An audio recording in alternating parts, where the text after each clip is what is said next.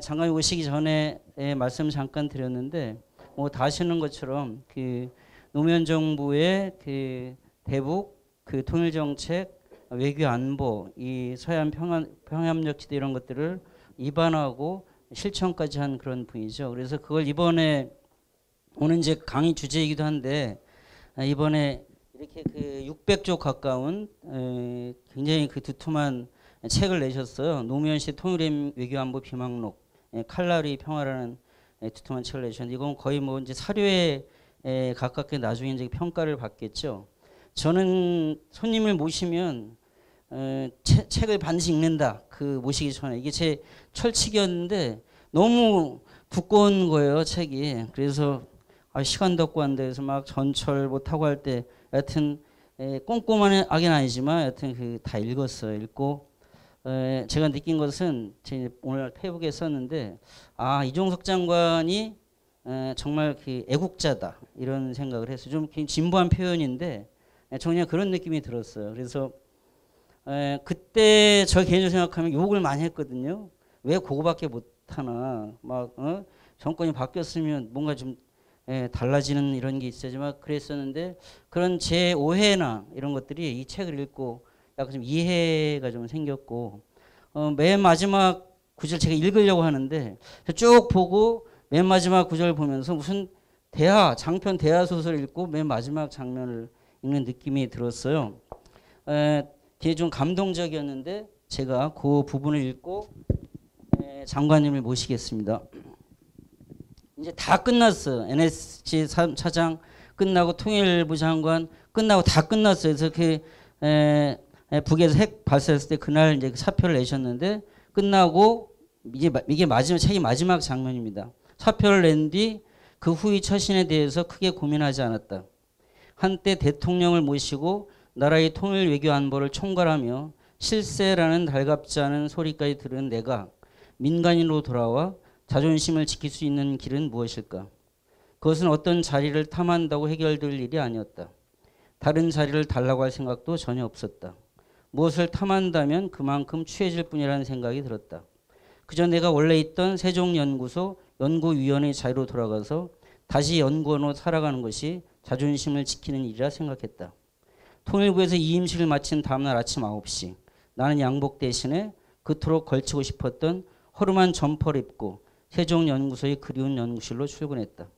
2003년 1월 1일 인수위원으로 임명된 후 만 4년 만의 귀환이었다.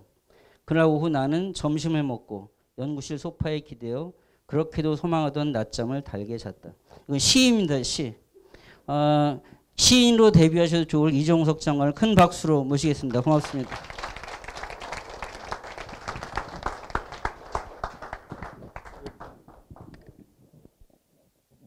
너무 정말 제가 오히려 감동을 받았습니다. 고맙습니다. 그리고 정말 일단은 그 해산멍게가 요즘은 본래 주 음식보다 훨씬 더 맛있을 때가 많습니다. 제가 낚시를 좋아해서 바다 낚시 자주 다니는데 우럭, 광어회도 좋지만 해산멍게가 더 좋다는 사람들이 많거든요. 해산멍게 괜찮으셨죠? 정말 미안합니다. 제가 변명할 게 없죠. 어쨌든 간에 강의를 하겠다고 약속을 했으면 무조건 그 시간에 나타나야 되는데 더욱이 제가 좋아하고 존경하는 또 그 아드님을 제가 또 주제까지 썼는데 우리 안병민 박사가 또 온다 해가지고 와서 좀 한 30분 만나서 커피라도 하려고 사실은 집이 성남인데 충분한 시간을 두고 출발했다고 생각했는데 제가 여기 오는 게 성남에서 전주 가서 강연하는 것보다 시간이 더 걸린다는 거를 오늘 알았습니다. 거기서 전철 타고 올 길이 없어서 차 가지고 왔더니 굉장히 오늘 또 아마 연휴 3일 전날이라서 그랬던 것 같습니다.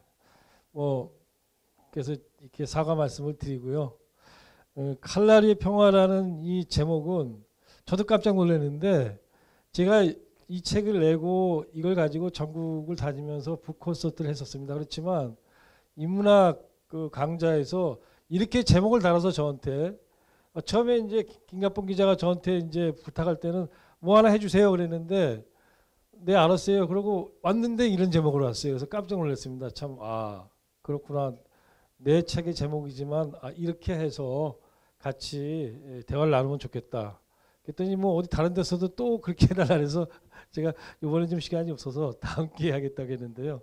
그 평화라는 거 사실 우리가 그런 얘기를 많이 합니다. 평화에 대해서는 그냥 얘기를 안 하는데 안보에 대해서 안보라는 거는 공기와 같다. 그래서 뭐 안보라는 거를 우리가 잃었을 때, 즉 뭐 안보를 잃었다는 거는 예를 들어서 뭐 나라를 갖다가 외부 세력의 침략에 의해서 빼앗겼다든가 과거 우리가 그 식민지 때 그랬고 또 참 비극적이지만 6.25 때 또 북한의 남침이 있었는데 그럴 때 비로소 이제 안보는 그 안보를 잃었을 때 비로소 이제 안보의 중요성을 느낀다. 이제 그걸 얘기하면서 공기가 희박해지거나 없을 때 결국은 느끼는 거나 마찬가지로. 그렇죠. 공기라는 게 얼마나 우리가 살면서 무한대라고 느낍니까? 그러니까 무한대라 공기의 중요성을 느끼지 못하지 않습니까? 예, 그래서 안보는 공기와 같다. 뭐 공기라는 건 산소와 같다는 뜻이겠죠. 그렇게 얘기하는 사람들도 많이 있고 저도 거기에 동의하고 또 그런 생각을 갖고 있습니다만은 그러나 정말 그렇게 얘기하고 싶은 것은 평화입니다. 평화는 정말 공기와 같아요. 그래서 평소에는 평화를 지킨다는 게 더욱이 우리같이 갓난 없이 남북 대결 속에 살았고 또 그 속에서 정말 불안 속에서 더욱이 인천 시민들은 뭐 NLL부터 시작해가지고 또 DMZ에서의 그 어떤 충돌 이런 것들 이럴 때마다 우리가 얼마나 불안하게 살았습니까? 그렇지만 불안이라는 것을 조금 시간이 지나서 잃어버릴 듯하면 생각이 이제 뭐 까먹을 듯하면 이제 그때 가면 이제 그 소중함을 잃어버리고 소중함을 잃다 보니까 우리가 굉장히 평화의 소중함보다는 대결이나 또는 뭐 자기 자신의 주관적인 어떤 힘의 위세 이런 것들을 통해서 뭔가 할 수 있다는 생각도 해봅니다. 그러다 보면 또 뭐 이 서로 간에 또 안 맞아서 충돌이 나면 다시 또 평화가 또 생각이 드는데 여러분 제가 특별하게 언제부터라고 이렇게 표현하고 싶지는 않지만 남북 간에 우리가 항상 불안정하게 1953년 7월 27일 날 전쟁이 완전히 좀 끝나가지고 하나의 통일국가가 되든지 아니면 아예 전쟁을 끝내가지고 남과 북이 따로따로 국가가 돼가지고 이제 우리 전쟁 끝났다 이렇게 한 것이 아니라 잘 아시는 것처럼 전쟁을 잠정적으로 중단을 시켰잖아요. 그래서 그 전쟁을 잠정적으로 중단시키기 위한 협정이 뭡니까? 정전협정이잖아요. 이걸 맺고 나니까 그 이후 그 이래로 지난 67년 동안 우리는 정말 65년 동안 우리는 이루 말할 수 없는 그런 이제 불안과 이런 속에 살았습니다. 그렇지만 불안정한 그런 속에 살았지만 또 한편으로 그 불안정한 그리고 불안한 마음을 갖다가 불안하지 않고 보다 더 안정되게 살기 위해서 많은 사람들이 노력을 했어요. 역대 정부에서 노력을 했고 또 시민사회에서 노력을 했고 또 국제사회가 노력을 했습니다. 그러다 보니까 사실은 항상 불안했던 건 아니었어요. 어느 때는 그래도 나름대로 그 불안함을 넘어서서 평화를 만들어내기 위해서 애를 쓴 적도 있었고 그래서 그것이 돼서 사실은 DMZ에서도 NLL에서도 정말 힘들고 어렵지만 서로 총격전을 하지 않고 살던 시절도 사실은 있었습니다. 그런데 특히 이제 2010년 이후에 지금 약 5, 6년 동안에 여러분 지금 평화로우십니까? 아마 가장 평화를 위협받고 평화가 이런 거라는 걸 느꼈던 또 느끼고 있는 그런 시절을 지금 살고 계실 겁니다. 특히 지난 8월 그 25일 날 이제 남북이 합의했습니다만은 그때 이제 북한의 목함질의 정부 발표에 따르면 뭐 저는 정부 발표를 갖다가 신뢰하는 사람입니다. 그러나 정부 발표에 대해서 다양한 견해가 있지만 저는 그걸 신뢰하고 말씀을 드리겠습니다. 북한의 목함질의 도발 사건에 대해서 그걸 응징하겠다고 남쪽에서 북에 대해서 또 대북 확성기를 틀고 그것이 이제 다시 에스컬레이트가 되면서 북쪽에서 남쪽에 대해서 또 포를 쏘고 뭐 여러 가지 이제 또 이쪽에서 대응 사격을 하고 이러한 그야말로 어떻게 본다면은 하나의 자극이 이른바 티포텟 계속 안갚음식으로 서로 그냥 그 갖다가 서방에서는 그런 얘기하잖아요. 치킨 게임이라고. 그러니까 서로 달려오는 그야말로 오토바이를 타고 그 젊은 조폭애들이 누가 더 기계가 있고 누가 더 깡이 있는가에 갖다 시험하기 위해서 서로 마주친 그야말로 서로 마주 보면서 달리는 거잖아요. 오토바이를 타고. 그럼 둘이서 같이 부딪히면 어떻게 됩니까? 같이 죽는 거니까 담이 약한 녀석이 피한다 이겁니다. 그러니까 그 치킨이라는 게 뭡니까? 치킨이라는 게 그 세상 물정 모르는 그 이렇게 어쩌고저쩌고 애들이 치킨이란 말이죠. 그래서 그 치킨 게임이라지 않습니까? 우리 사실은 아마 외부 세계가 본다면 그 시기에 남북한이 그야말로 서로 긴장을 고조시키면서 지속적으로 전쟁 일보 직전에 그런 위험한 상황까지 치고 올라갔던 과정은 우리는 우리대로 논리가 있고 또 북한은 또 북한이 주장하고 그런 게 있지만은 아마 바깥 세계가 보면 어쨌든 간에 이거는 하나의 치킨 게임처럼 보였을 겁니다. 그때 저는 그때 정말 처음 그동안 이제 요 사실 2011년인가요? 2010년에 연평도 그 포격 사건 났을 때 그때도 굉장히 제가 위기의식을 많이 느꼈는데 그때 위기의식보다도 훨씬 더 아주 정말 이거 정말 잘못하면 이러다가 전쟁이 날 수도 있겠다 라는 위기의식을 느꼈는데 여러분도 아마 저랑 크게 다르지 않으셨겠죠. 처음 그때 아마 여러분 중에서 많은 분들은 근내에 들어와가지고 처음 정말 이거 이러다 정말 전쟁 나는 거 아닌가. 무엇을 위한 전쟁인지 모르지만 전쟁이 날 수 있는 위험성을 가지고 있었습니다. 자, 그러다 보니까 결국은 우리는 사실은 지난 세월, 지난 특히 5, 6년 이때의 그 우리가 살았던 삶은 평화보다는 평화롭지 못한 삶을 살아온 게 사실이다. 연평도 그리고 뭐 DMZ에서의 그 남북의 대결 정말 다행스러운 거는 뭐 어쨌든 간에 남북이 마지막 정말 그 전쟁 일보 직전까지 갈 수 있는 전쟁이라는 게 다른 게 아니죠. 남이나 북이나 군부가 상대방에 대해서 원점 타격을 한다. 자기가 목표하는 바를 때리겠다 그러면서 아마 제가 볼 때 어느 쪽도 전면전으로 그 남북의 대결이 확전되는 걸 갖다가 원하지 않을 겁니다. 그건 너무나 위험하니까. 그렇지만 전면전이 왜 일어납니까? 이렇게 불신하고 대결하는 속에서 아니 뭐 잘못해가지고 그야말로 예를 들어서 어디 그 상대방 그 군대 어디를 때리려고 했는데 잘못 때려가지고 옆에 민가를 맞거나 뭐 하면은 그 다음에 전면전을 가는 거예요. 확전되는 거니까. 국지전은 안 끝나죠. 그러다 보니까 정말 위험한 상황이었는데 그래도 그 마지막 순간에 남북의 지도자가 나는 박근혜 대통령이 그 외교안보에 대해서 별로 크게 잘하고 계시다고 생각하지 않는 사람입니다만은 그날 북한에서 전통문을 보내가지고 한편으로 무슨 얘기했습니까? 김양건 통일전선부장이 대화할 수 있다고 얘기했지 않습니까? 그때 여러분 기억을 되돌아보시면은 그 당시에 이제 도하 언론들도 대부분의 언론이 그랬고 통일부도 그건 북한이 쉽게 말하면 기만 전술이다라는 식으로 일축을 했어요. 그러나 대통령의 자리에 있는 박근혜 대통령 입장에서는 대통령은 국민의 생명과 국가의 존망을 책임져야 되는 입장이었기 때문에 아마 마지막 순간에 이러다가는 위험할 수 있다라는 생각을 해서 결국은 대화를 역으로 그렇다면은 황병서 나와라 이렇게 해가지고 이제 역제안을 통해 가지고 대화가 되고 남북이 합의를 봤습니다. 이거는 저는 대통령의 자리는 누가 그 자리에 있건 간에 결국은 그 자리에 서서 앉아가지고 이런 엄중한 상황이 발생하면 과거 94년에 김영삼 대통령이 북한하고는 아무 대화도 안 하겠다라고 남북이 치열하게 대결하다가 미국이 북한의 핵시설을 공격할 수 있다라는 그런 이제 보도가 나오고 실제로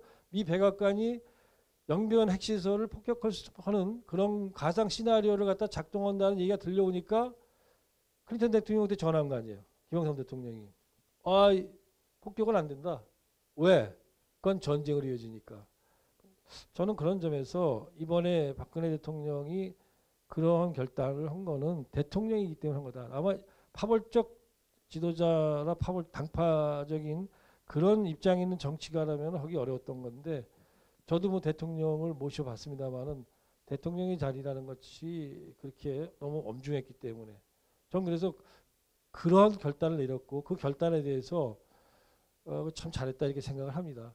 그 뒤에 남북이 합의가 되고 그 합의 내용에 무슨 뭐 북한이 뭐 사과를 했네 안 했네 뭐 다 뭐 재발 방지 약속을 했네 안 했네 이런 얘기 하는 거는 그건 사실은 뭐 별거가 아니고요. 그리고 그 내용은 서로 해석에 따라서 다양하게 다를 수 있고 그건 사실은 그거는 우리가 전쟁 일보 직전에서 전쟁을 막을 수 있었다는 점에서 본다면은 그건 부차적인 거 아니겠습니까? 그런 점에서 정말 다행이라고 생각을 합니다. 그렇지만 정말 남북이 여기 섰습니다만은 1980년대 말에 사회주의가 붕괴하고 냉전이 해체됐습니다. 한반도 분단의 기본 원인이 뭡니까? 미소가 이념적인 대결을 하느냐고 가운데 가른 게 3·8선이잖아요. 근데 냉전은 해체되는데 우리는 도대체 무엇 때문에 지금 이러고 있는가? 이 질문에 대한 대답을 우리가 하지 않은 상태에서 대답을 하면 여러 가지 나오겠죠. 그러나 아무튼 본질적인 이념 대결이 끝났고 그렇게도 많은 사람들이 얘기했잖아요. 북한이 호시탐탐 남침을 노리고 있다. 그러던 북한이 우리보다 과거에 아주 옛날 전에는 우리보다도 경제력이 높았던 북한이 지금 와서는 1인당 국민소득이 실질적으로는 40대 1밖에 안 되고 국민소득은 그래 40대 1이니까 국민 총생산은 우리가 북한보다 인구가 2배 많잖아요. 북한은 2,400만이고 5천만이니까 우리가 북한보다 최소한 80배 이상의 경제력을 가지고 있고 그 얘기는 우리의 국방비는 우리 국민 총생산의 2.5% 써요. 그럼 2.5% 쓰면은 우리 경제가 북한보다 80배가 높다는 거는 여러분이 복잡하게 계산 안 하셔도 제가 계산해 드리겠습니다. 북한의 국민 총생산의 2배를 국방비로 쓰면서 수십 년 동안 왜 우리가 아직도 북한에 대해서 벌벌 떨면서 이런 식의 그야말로 남침을 두려워하는 그리고 한편으로 이념의 대결을 계속 해야 되는지 이 정도로 우리가 우월한 체제 능력과 경제적인 능력과 그다음에 민주주의 우리 민주주의는 그야말로 국민혁명에 의해서 전 세계에서 2차 대전 후에 나온 신생국가가 140개국이 넘는데 그 나라들 중에서 국민들이 4월혁명, 광주항쟁, 6월항쟁 그야말로 국민들이 민주주의를 위해서 피해 투쟁을 통해 가지고 민주주의를 하나하나 성취한 나라. 아직도 우리가 온전한 민주주의를 위해서는 가야 할 길이 굉장히 많이 남아 있지만 그러나 이렇게 와가지고 선거를 통해서 대통령을 바꾸고 지금 어느 대통령이 나온다 한들 우리가 이게 좀 권위주의를 회귀하는 것 같다 걱정은 하지만 여러분 어느 대통령이 나와서 그러면 정말 다시 독재를 할 수 있겠습니까? 그건 못하잖아요. 최소한 선거제도를 바꿀 수는 못 바꾸잖아요. 그거는 누가 만든 겁니까? 미국이 우리한테 준 게 아니란 말이죠. 미국이 외삽적으로 갖다 준 민주주의라면 이렇게 될 수가 없죠. 우리가 만들어 왔기 때문에. 그런데 140개가 넘는 2차 대전 이후에 나온 나라 중에서 그렇게 민주주의를 성취해온 나라는 우리나라밖에 없어요, 여러분. 분단 국가인 대한민국이. 근데 그런 체제 역량과 민주 역량과 경제적인 역량을 갖고 있는 대한민국이 왜 도대체 저 북한을 보면서는 왜 이렇게 한없이 작아져가지고 아무것도 못하는지 우리 질문을 안 던지고 있습니다. 지금. 왜 냉전은 끝났는데 냉전의 산물로서 나온 이 한반도의 분단은 끝이 안 나고 왜 2000년, 94년, 2000년 그리고 2007년, 8년까지만 해도 남북이 이렇게 치열하게 대결하지 않고 한때는 서로 단 한 차례의 교전도 해본 적이 없게도 살아왔는데 뭐 사실은 제가 이런 얘기는 뭐하지만 제가 정부에 있을 때 물론 운이 좋아서 그럴 수도 있겠지만 나름대로 노력을 해서 DMZ에서도 그리고 NLL에서도 단 한 차례의 교전도 없었습니다. 사람이 다친 것도 없고 이거는 제가 자랑을 하는 게 아니라 노력을 하면 할 수 있는 거잖아요. 근데 왜 지금 와가지고 이런 일이 발생하고 있는지에 대해서 우리 사회가 정부에게 묻는 게 아니고 우리 사회 자체가 지금 성찰하고 있지 않다. 그러다 보니까 우리는 평화로운가라는 질문을 던지고 평화가 얼마나 중요한지 이 기회에 생각을 하면서 좀 나름대로 성찰할 필요가 있다는 생각을 해봤습니다. 여러분 안보라는 게 왜 있습니까? 안보가 안보를 위해서 있습니까? 안보는 국민이 평화롭기 위해서 있는 거 아닙니까? 안전보장 왜 안전보장을 합니까? 국민들이 누가 나를 쳐들어와서 내 생명과 재산을 위협하지 않는다라는 확신을 갖게 하는 것. 그게 안보인데 또 그런 체제를 만드는 건데 그걸 다시 말하면 뭡니까? 나라와 국민이 평화롭게 사는 거잖아요. 그래서 우리가 헷갈리면 안 되는 것이 평화가 우선입니까? 안보가 우선입니까? 평화가 우선이잖아요. 평화를 위해서 안보가 있는 거죠.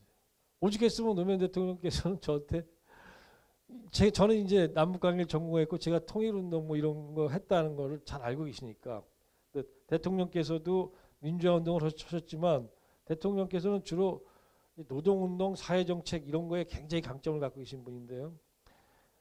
대통령이 평화를 어떻게 강조하셨냐면은 저한테 하여튼 나는 이 차장 너나 이해찬 총리 같은 사람은 그 통일이 우선일지 모르지만 지상 목표일지 모르지만 나는 일단 평화가 우선이네.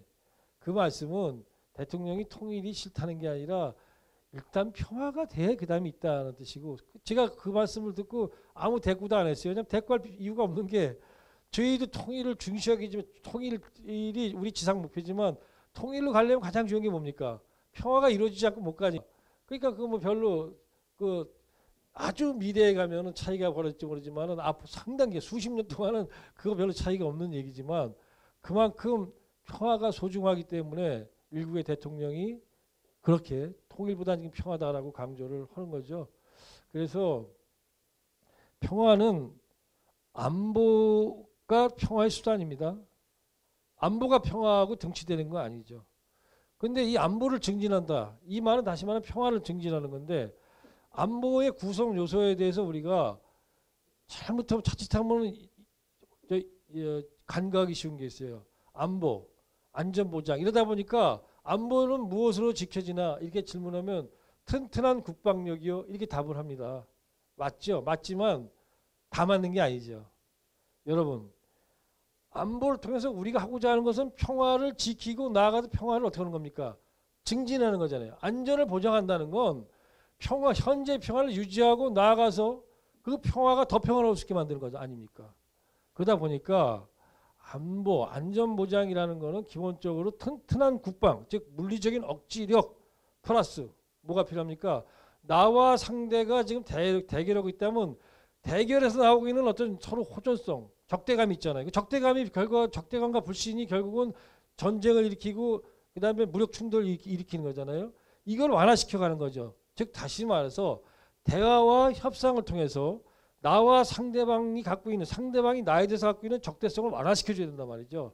그래야만 안전하다. 상대방이 나를 공격하지 않게끔 만들고 궁극적으로 함께 살 수 있게 만들어야만 그게 정말 안보잖아요. 아니 손자병법도 뭐라 그랬습니까? 전쟁이라는 거 그건 마지막 수단이죠. 가장 좋은 거는 싸우지 않고 이기는 게 제일 중요하다 그랬죠. 싸우지 않고 이기는 게 뭐겠어요? 외교 아니에요? 대화. 상대방에게 나는 너를 공격할 의사가 없다는 걸 확신시키고 상대도 네가 나를 공격해가지고는 재미가 오히려 더 혼날 것이고 또 한편으로 네가 날 공격하지 않고 나와 함께 살아갈 수 있는 길을 모색하는 것이 너한테 훨씬 좋다. 이거를 설득하는 것이 대화잖아요. 협상이고. 그리고 그건 뭐 말로 되는 게 아니라 협력을 하는 거잖아요. 그런 점에서 안보의 구성 요소가 국방 플러스 대화다. 그러니까 국방부 장관은 국방만 하지만 청와대 안보실장은 여러분 국방만 하면 안 되는 겁니다. 안보실장은 뭘 할 줄 알아야 됩니까? 대화와 협상을 할 줄 알아야 되는 거죠. 이게 국가 전략이죠. 이걸 못하고 국방만을 강조하면 그거는 국방부 장관이죠. 바로 이게 안보의 구성 요소가 이래서 그렇다. 그래서 안보가 평화를 유지하는 방법은 지금 말씀드린 것처럼 국방과 다른 하나는 대화를 통해서 협상을 통해서 평화를 증진시켜야 된다. 평화가 증진되지 않으면 안 되지 않습니까? 바로 그래서 우리는 평화를 얘기할 때는 안보와 연결시켜서 생각해야 되고 안보라는 것이 평화를 증진시키는 중요한 기반이 된다. 평화를 유지하고. 그래서 안보에 대해서 적극적으로 해석하고 안보를 담당하는 사람들한테도 적극적으로 나라를 지키기 위해서 국방력을 튼튼히 하세요. 첫째. 세금도 주고 우리 아들, 딸을 보내줄 테니까. 그러나 플러스 그것만 갖고는 안 되잖아요. 그거 갖고 할 수 있는 거는 상대방이 나를 쳐들어오지 못하게 하는 거지 끊임없이 발생하는 긴장이나 또는 서로 간에 그 물리적인 그런 충돌 이런 걸 막을 수는 없잖아 지금 국지전적으로. 이걸 막고 국민이 평화롭게 살기 위해서는 대화를 하세요. 이거 아닙니까? 그래서 우리가 우리 조상 중에 서희의 강동육주 단판 서희 단판도 얘기하는 게 그거 아닙니까? 그런데 우리 머릿속에서 어느 순간부터 북한과의 관계에서 안보에서 그 중요한 대화 협상이 빠져 있습니다. 우리 사회의 의지에서도 이것이 빠지는 경향이 있어서 그러면 안 된다. 안보가 국방과 대화로 이루어졌다는 거는 이건 이데올로기적으로 무슨 뭐 보수 진보에서 보수 진보의 무슨 어떤 주장이 아니고 상식, 합리적인 생각 이런 거라는 거죠. 그래서 제가 칼날의 평화라는 이제 제목으로 책을 냈는데 뭐 제가 있었던 노무현 정부 시대에 이제 있었던 일을 비망록으로 썼는데요. 사실은 제가 이렇게 정말 이렇게 쌈박한 그런 제목을 이 젊은 핫한 제목을 제가 낼 만큼의 그렇게 머리가 깨어 있는 사람이 아닙니다. 출판사에서 이제 그 함께 제 책을 이제 이 교열하고 이런 친구들이 사실은 더 제가 쓴 글을 갖다가 보다 대중들이 편하게 읽게 해야 된다고 많이 저한테 코치하고 고치기도 했는데 마지막에 제목을 이제 잡는 것도 같이 얘기를 했어요. 근데 뭐 저는 그래서 뭐 자주와 균형, 뭐 자주 평화, 뭐 균형을 향하여 뭐 이렇게 했는데 거기서 제목을 몇 개 갖고 왔는데 그 중에 칼날의 평화라는 걸 딱 갖고 왔더라고요. 처음엔 이게 뭐야? 이게 무슨 뭐 이런 제목이 있어 이랬는데 조금 다시 생각해 보니까 이렇게 정말 저런 제목이 없다. 그래서 제가 제 머릿속에서 이걸 생각한 게 아니고 함께 책을 만든 출판사의 젊은 친구들이 아이디어를 냈는데 제가 그걸 보는 순간 제가 그 서문에다가 왜 칼날의 평화가 됐냐라는 걸 갖다가 제가 썼습니다. 왜냐하면 이렇게 절박하게 이 제목을 잘 잡을 수 것도 없다. 사실 여러분 생각을 해보세요. 평화를 이루기 위해서 참 많은 역대 대통령, 그다음 역대 시민사회 많은 사람들이 노력을 했습니다. 물론 역대 대통령 정부 중에서 그렇지 않은 사람들도 많고 아는 대통령도 있고 그래서 얘기하기가 그렇지만 제가 지금 여기 지금 뭐 텔레비에서 지금 제가 이 녹화를 뜨고 있기 때문에 제가 구체적으로 얘기를 안 하고 그냥 뭉뚱그려서 얘기를 하겠습니다. 편집이 많이 안 되려면은 뭉뚱그려서 얘기하는 게 좋을 것 같고 또 뭐 그건 각자 다 판단을 하시는 거 아니겠습니까? 제가 뭐 여기서 주장해서 되는 게 아니기 때문에 그래서 그냥 총괄적으로 다들 평화에 대해서 평화를 이루기 위해서 남북 대화를 하고 이렇게 하려고 노력들을 많이 했다. 그런데 그래서 남북 간의 합의가 되건 또는 미국과 북한 간의 합의가 되건 그 합의가 됐을 때 그 합의하는 순간의 그 심정 그것은 마치 칼날 위에 서 있는 듯한 그 평화가 칼날 위에 서 있는 평화같이 느껴졌다. 왜냐하면 우리가 그런 합의를 할 때 사실은 그래요. 지금도 제가 정말 남북이 합의하고 어떤 합의를 할 때 항상 그런 생각을 해요. 잘했다고 박수치면서도 저 합의가 휴지 조각이 되지 않기 위해서는 저 합의에서 나온 그만큼의 합의를 지킬 만큼의 신뢰, 다시 말해서 합의를 지킬 만큼의 불신구조의 완화, 적대성의 완화가 함께 진행돼야 되는데 그렇지 못하고 저렇게 그냥 합의 문서 하나만 갖고 손을 흔들면 이게 뭐가 될까? 제가 정부에 있을 때 2005년에 정말 역사적인 9.19 공동성명, 육자회담 해결을 위한 그게 나왔어요. 그렇지만 그 뒤에 미국의 BDA 사건으로 결국은 9.19 공동성명의 이행이 굉장히 난항을 겪게 되고 위험해지는데 그런 걸 보면서도 그런 걸 느꼈어요. 기본적으로 서로 간에 가지고 있는 적대하는 주체들이 상대방에 대한 불신과 적대감을 내려놓고 그걸 완화시켜가는 과정이 함께 가지 않는 평화라는 것 그것은 정말 너무나도 참 위험하고 그리고 칼끝에 칼날에 서 있는 것 같은 느낌을 가졌어요. 불신하는 주체들 어깨에 기대 가지고 여기 있는 거 아니에요. 그런데 그런 평화라도 일단은 만들어야지 그래야지 그 다음에 칼등위의 평화를 만들 거고 그리고 그걸 바탕으로 해서 반석위의 평화로 가는 것이 우리 운명이기 때문에 방법이 없지 않습니까? 그러다 보니까 칼날의 평화라도 만들어야 되고 그 평화를 만들고도 또 평화를 쭉 유지시켜가고 증진시켜간다고 하면서도 늘상 다리 뻗고 쭉 가고 이젠 평화롭다가 아니라 항상 칼날 위에 서 있는 듯한 느낌을 스스로 가졌고 그랬습니다. 그래서 이제 칼날의 평화 이렇게 표현을 썼죠. 여전히 한반도는 남북 간에 사실 지금 이 적대감이 어떻게 이렇게 더 커졌는지 모르겠어요. 과거에 그래도 2000년대 초반 한 10년간 그래도 웬만큼 발전돼 왔고 아니 노태우 대통령 때부터 하면 20년 동안 발전이 되어 온 거죠.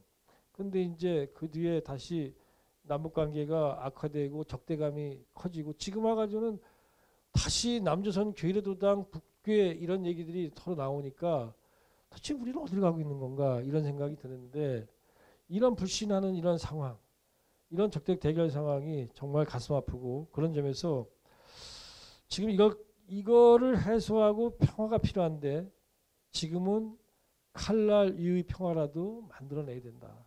그래야만 그 다음을 갈 수 있다 이런 생각이 들었습니다.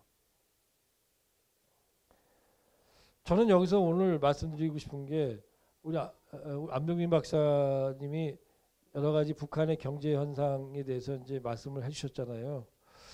사실 저는 오늘 그런 얘기를 하고 싶었어요. 평화를 무엇을 통해서 갈 것인가. 이제 방법론을 제가 지금까지 얘기한 인식론적인 얘기를 해온 거고 도대체 한반도에서 남북 관계에서 도대체 우리는 평화를 뭘 통해서 얻을 건가. 여기에서 한번 생각을 해봤는데요.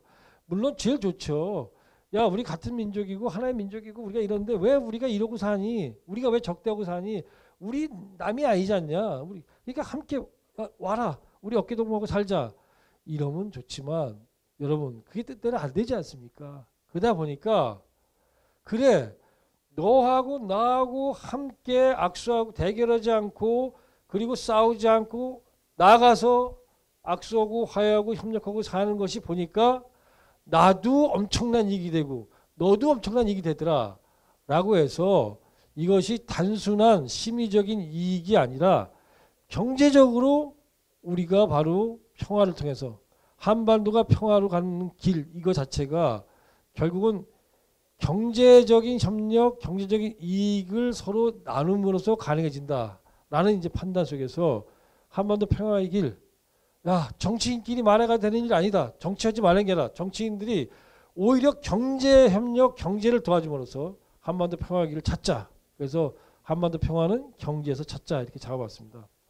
지금 평화의 길 지금 말씀드렸습니다. 저는 다른 분들은 다른 주장할지 모르겠습니다만은 적대적인 현재의 대결 구조를 해소하는 것 이거 해소 없이 평화로 갈 수 있습니까? 안 되죠. 어떤 분들은 그렇게 얘기해요. 지금 평화협정 맺읍시다. 남북이 정전협정 지금 없애고 평화협정 맺읍시다. 맞는 말입니다. 그렇지만 여러분 정전협정을 평화협정을 맺는다고 해서 평화가 옵니까? 그게 아니잖아요. 정전협정을 평화협정을 맺을 만큼의 마음의 상태와 남과 북 사이에 불신이 사라지고 될 수 있는 의지가 생겼을 때 그러니까 모든 것이 그럴 수 있는 상황과 이 문서가 같이 가야 되는 거잖아요. 그런데 사실은 통일운동하는 많은 분들도 그런 생각을 해요. 그냥 하면 된다고 생각하시는데 기본적인 거는 적대적인 불신 구조를 해소해야만 가능하다. 그럼 이거 어떻게 해소할 수 있느냐? 물론 우리가 정치적으로 합의를 하고 그다음에 남북 대화를 해야 됩니다. 이게 우선이지만 그러나 이런 것들 못지않게 지금 정말 절실하고 중요한 건 뭐냐면 남과 북이 기본적으로 상생하고 공동 이익이 되는 구조를 만들어 가야 된다 이거예요. 더욱이 여러분 요즘 우리가 무슨 얘기합니까? 아니 지금 한국 경제에 미래가 없다. 지금까지 발전해 왔는데 어디서부터 우리가 새로운 동력을 찾을지 모르겠다. 이렇게 걱정하는 분들이 많잖아요. 그 걱정을 하는 분들한테 우리가 이제 얘기하는 거 아닙니까? 걱정할 거 없다. 왜 걱정할 거 없냐? 기본적으로 우리가 지금까지 해보지 않은 게 하나가 있다. 뭐냐? 우리가 3면 바다, 한 면이 육지로 터져 있는 우리가 반도국가 아닙니까? 이런 반도국가인 대한민국, 우리 딸 대한민국, 북한은 조선민주주의공화국이지만 우리는 정말 뭐 다 아까 제가 우리가 성취한 민주주의를 말씀드렸지만 경제로도 그 140개가 넘는 신생국가가 2차 대전 후에 나왔지만 그 중에서 경제적으로 말이죠. 선진국 문턱에 선진국까지 못 갔지만 문턱에 그래도 와 있는 나라가 몇 나라 안 되잖아요. 그게 어딜까요? 우리나라. 그 다음에 어디가 또 있습니까? 2차 대전 후에 나온 나라 중에서 그 선진국 대열을 가까이 간 나라들. 자신 있게 말씀하세요. 다들 아시면서 왜 대답을 안 합니까? 어디요? 아니 아시아에 주로 있습니다. 동아시아에. 대만, 싱가포르. 저렇게 훌륭한 분들이 있는데 대단하시고. 사실 그런 나라들 빼놓고는 거의 없어요. 그런데 여러분 싱가포르이 우리보다 더 잘 살지만 싱가포르 사실 도시국가잖아요. 그 다음에 엄청나게 통제된 국가입니다. 독재국가죠. 사실 나라라고 제가 이렇게 공개적으로 얘기하면 뭐하지만 하여튼 뭐 정상적인 이런 뭐 다른 나라들과 이렇게 어깨를 나란히 할 수 있는 그런 입장은 아니잖아요. 그러면 대만이 국가일까요? 이런 질문을 던지면 대만 총통은 굉장히 기분이 나쁘겠지만 이 질문은 전 세계 사람들이 다 던지는 질문이죠. 왜? 중국이 유엔에 가입하고 다른 나라들하고 수교할 때 수교의 조건이 뭐였습니까? 무조건 과거에 중화민국이었던 장개석의 중국 정부를 단교 인정하지 않고 자기랑 맺는 거잖아요. 여러분 지금 대만이 올림픽에 나옵니까? 안 나옵니까? 나옵니다. 저런 사람들이 있어가지고 내가 질문했을 때 딱 대답했으면 지금까지 내가 이런 질문에서 대답한 사람이 없는데 지금 먼저 대답을 하셨어요. 뭐냐면 대만이 나오는데 대만이 나올 때 타이완 이렇게 써서 나옵니까? 안 되죠. 뭐라고 나옵니까? 아까 말씀하신 것대로 차이니스 타이완. 중국이 대만이에요. 중국이 그걸 인정하지 않아. 하나의 중국이기 때문에 너희는 올림픽에 나올 수 있어. 너희들하고 홍콩도 다 나올 수 있지만 나오는 대신에 중국의 대만이야. 그래서 차이니스 타이완으로 써야만 되는 거예요. 그 얘기는 뭐냐. 정상적인 나라는 우리나라밖에 없다는 거죠. 그런데 그런 우리가 오로지 삼면 바다만을 가지고 여기까지 온 거잖아요. 한 면을 이렇게 막아놓고 아니 명색이 기만민족인데 무슨 뭐 맨날 우리가 얘기하면 우리는 말이야 북방에서 왔다 그러는데 그 북방 한 면을 막고 오로지 바다만을 가지고 우리가 여기까지 왔다면은 여러분 저 육지를 통해 우리 미래는 어떻게 될 것인가? 뭐 볼 거 없지 않습니까? 이게 바로 대한민국이 갖고 있는 하나의 마지막 그러나 엄청난 지금 블루오션인 거죠. 박근혜 대통령의 통일대박론은 그 얘기 자체 맞는 얘기죠. 그러니까 뭐 통일 대박입니다. 뭐 제가 나중에 말씀드리겠지만 그러나 이제 어떤 통일을 어떻게 할 거냐는 얘기를 우리가 해야 되기 때문에 좀 더 고민을 해야 되는 거죠. 자, 북한도 마찬가지죠. 보세요. 북한 입장에서 보면은 지금 바다가 양쪽으로 갈라져 가지고 그 바다가 무엇을 먹어 있겠어요. 아니 남포에서 원산을 가려면 이 적성국가 적대 세력인 남한에 여기를 돌아가지고 가야 되잖아요.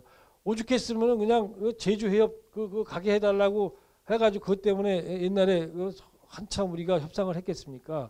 지금은 이제 적대적 대결 상태가 돼서 그런 것도 못 가지만 그러니까 북한도 남북이 통해 있지 않음으로 해가지고 엄청난 그런 발전의 지체가 있는 거예요. 우리만이 아니라 우리도 그렇잖아요. 그래서 기본적으로 경제를 통해 가지고 우리가 평화도 안보도 증진시켜 보자. 경제협력을 통해서 평화를 가자. 이런 캐치프레이즈를 갖고 평화를 한번 만들어 보자라는 얘기죠. 자, 뭐 그냥 간단합니다. 지금도 우리는 이런 휴전 상태에서 이 정말 칼날이 아니라 칼끝 위에서 우리 병사들이 여기서 지금 조국 방어를 하고 있습니다. 그러나 이 선을 뚫고 우리가 지금 이렇게 철조망을 뚫고 도로를 내고 철도를 내고 이러고 있지 않습니까? 자, 이거와 이 두 가지의 이 대비되는 상황이 이게 뭘 의미합니까? 이 철조망을 뚫고 바로 이러한 길을 냈을 때 거기서 평화는 오는 거 아닙니까? 평화라는 거를 굳이 우리가 여기서 뭐 상대방과 야 우리는 이렇게 해서 평화로워진다라고 얘기 안 해도 이렇게 서로 경제적 이익을 도모하기 위해서 길을 내면 되는 거죠. 이거는 어느 날 꿈속에서 나타나가지고 제가 꿈에 있는 걸 꿈속에서 있는 걸 갖다가 제가 여기다가 지금 찍어서 갖고 온 게 아니라 다 옛날에 우리가 이렇게 했던 거 아닙니까? 옛날에 철도도 연결을 시켜놨고 도로도 지금 개성공단 가는 도로가 연결돼 있잖아요. 이거를 우리가 전면적으로 확대해가지고 남북이 든다면 대한민국의 미래가 어떻게 될 것인가? 북한은 북한대로 미래가 어떻게 될 것인가? 그러면 서로 경제적으로 그렇게 도움이 된다면 왜 남북이 싸우겠어요? 싸울 수가 없죠. 왜 못 싸웁니까? 그걸 남북 협력을 통해 가지고 먹고 사는 사람이 국민 대다수가 되는 사회가 오면은 어떻게 싸우겠어요? 정치가들이 표가 무서워서도 못 싸우잖아요. 즉 국민들은 남북 협력이 우리에게 얼마나 큰 이익인지를 실감을 잘 못하시죠. 그러다 보니까 남북이 대결로 가는 이런 것들에 대해서 야 힘들고 어렵지만 또 북한이 참 도발적이고 호전적이지만 그래도 우리의 미래를 위해 가지고 뭔가 협력해 나가야 되지 않겠냐 이런 생각들을 아직까지는 뭐 하는 분들도 많이 있지만 아직까지는 그것이 전 국민적인 생각으로 막 확산돼 있지 못한 것이 지금 현실입니다. 그러나 우리는 이제 그런 생각을 해야 되는 겁니다. 왜? 남과 북의 협력이 뭘 의미하느냐? 뭐 다 아시는 거지만 몇 가지 그냥 제가 실증을 해보겠습니다. 뭐 저보다 안병민 박사님이 더 잘 알고 있는 얘기지만 북한의 지하자원이 엄청난 걸 아시잖아요. 북한 지하자원 뭐 제가 뭐 정확한 통계 최근 통계 모르겠지만 대개 우리나라가 석유 빼고 1년에 수입하는 지하자원이 한 400억 달러 정도 가까이 되는데요. 근데 그 400억 달러 되는 지하자원이 뭐겠습니까? 무연탄, 철, 그리고 뭐 마그네사이트, 아이언, 동. 제가 지금 이런 것들이 있는데 제가 지금 이게 좀 걸어놓은 이런 5가지. 이거는 북한이 세계적인 거의 소위 그 산지예요.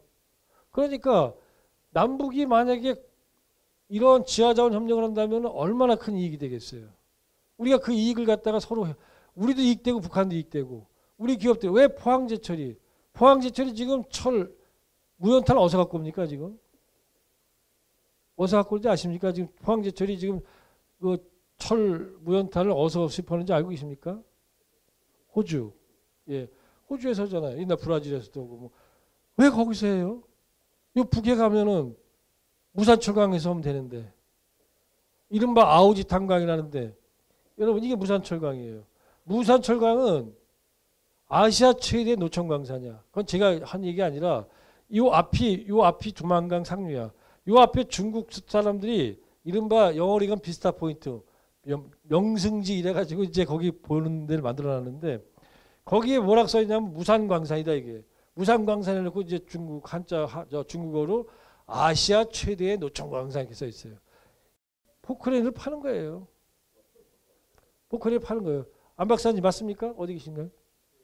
예, 맞습니까? 예, 포크레인을 파는 겁니다. 그냥 여기는 제가 지난 8월달에 가서 찍은 사진인데 이게 뭐냐면은 이게 뭐같이 보이세요? 여기가 두만강이고 여기가 한경북도 온성에 그냥 이렇게 평지 같은 데 있는데 이렇게 올라와 있어요. 이게 뭔지 아십니까? 이걸 뭐라 그러는지 아세요? 북한 말로 버럭. 버럭이 뭐냐면 석탄 무연탄 캐고 한 다음에 이제 폐기물 비슷하게 이제 무연탄이 아닌 흙들 남은 거 싼 거예요. 근데 이게 계속 지금 아직도 파고 있는 무연탄을 캐고 있나 봐요. 이게 뭐냐면 쭉 저거야 이렇게 대가 쭉 이렇게 뭐 기계가 좀 올라가 있는 거더라고요. 그래서 이걸 찍어봤는데 남북의 북한의 무연탄을 가지고 북한에 우리가 철을 갖고 온다는 것 자체가 북한을 잘 살게 하는 게 아니잖아요. 그거 이전에 우리가 뭔가 잘 살 수 있는 길이 뭐냐를 택하다 보니까 하는 거 아닙니까? 남북이 서로 잘 살 수 있는 거잖아요. 그러다 보니까. 이런 것들이 엄청나잖아요. 이익이. 제가 이것만 얘기했습니다. 제가 통일부 장관으로 있었던 때 2006년 5월 달에 4월 달이죠. 남북 장관급 회담 하기 위해서 제가 평양에 올라갔을 때 북한 쪽에다가 저희 정부가 이제 제시를 했어요. 제가 직접 제안했습니다. 우리 정부를 대표해서 뭘 했냐면 함경남도 단천 뭐 세계적인 비철금속 단지입니다. 정말 많이 나오죠 거기에. 안 박사님이 거기 가서 찍은 동영상도 있어서 저도 봤는데 그 단천을 민족 광업 개발 특구로 지정을 해서 남북이 함께 개발하자 이런 제안을 했는데 그때 북한이 그래요. 그때 2006년에 늦었다. 야, 그러니까 참 늦은 감이 있다. 그러니까 그들도 당연히 해야 된다 이런 반응을 보여서 만약에 좀 물론 뭐 좀 더 이런 정책이 지속됐다면 아마 함경남도 단천은 남북이 공동 개발하는 그런 강호 공동 민족 개발구가 될 수도 있었을 거예요. 그만큼 이익이 되니까 북한에게 이익되는 북한만이 아니라 우리에게 이익이 되니까. 근데요. 문제는 아까 무상광산 말씀드렸잖아요. 이 무상광산 이게 요 앞이 두만강이니까 이 건너편은 중국일 거 아니겠어요. 중국의 무상광산은 중국 그 마지 난핑이라는 곳인데 거기는 우리로 따지면은 정말 아주 그냥 오지예요. 강원도 뭐 어디 저 횡계 어디 뭐 제 아들이 거기서 군대 생활해서 제가 마음대로 어디 지명을 얘기할 수 있는데 요즘은 뭐 지명을 잘못 얘기하면 왜 우리가 오지냐 이렇게 돼서 그 얘기하기도 어렵지만 정말 오지 중에 오지죠. 뭐 여기 근데 여기까지 지금 북한이 지금 중국이 철도를 지금 이렇게 부설 중에 있는데 철도 부설하는 이유는 이 철도가 계속 나가면 청진으로 나가겠지만 지금 당장은 무산 광산에 이제 이 철을 갖다가 이제 이동하고 싶어서 그러는 거죠. 지금은 이런 제가 이거 작년에 찍은 건데 대형 트럭들이 지금 몇 분에 한 대씩 다니고 있습니다. 저 철 이쪽 이걸 갖다가 이제 캐가지고 날르는데 이번에 이쪽을 지나갔던 사람이 지난 10월달에 갔다 온 사람이 그 얘기를 하더라고요. 지금도 굉장히 많이 퍼날르고 있다 중국 쪽으로. 그러나 워낙 무상광산이 크기 때문에 안 박사님 이게 다 지금 중국 넘어간 건 아니죠. 일부만 지금 이제 협력하고 있으니까 우리가 아직도 뭔가 호철이나 이런 데서 현대제철이 이쪽하고 협력을 한다면 큰 부가 생길 수 있는 거죠. 그러나 만약에 현재 상황이 남북관계가 이런 식으로 동결되고 지속된다면은 저 무상광산의 상당 부분은 아마 중국의 이제 대기업들로 넘어갈 겁니다. 당연히. 저 지금은 이제 저렇게 초보적인 거지만 뭐 중국이 지하 자원을 갖다가 정말 흡수하는 정말 뭐 물 먹는 하마 같아요. 완전히. 제가 정부에 있을 때 노무현 대통령 모시고 이제 있을 때 대통령께서 자원 해결한다고 중남미나 아프리카를 가셔요. 그러면은 아쉽지만은 상당수의 나라들에서는 우리 대통령이 가시기 전에 한 1년 전이나 6개월 전에 뭐 원자와오 중국 총리나 후진타오 중국 국가주석이 다녀간 경우가 많아요. 그 사람들은 그만큼 지하 자원에 대해서 이제 관심이 있는 거죠. 왜? 자기들 자원이 없으니까. 중국도 자원이 있지만 모자라는 게 많으니까.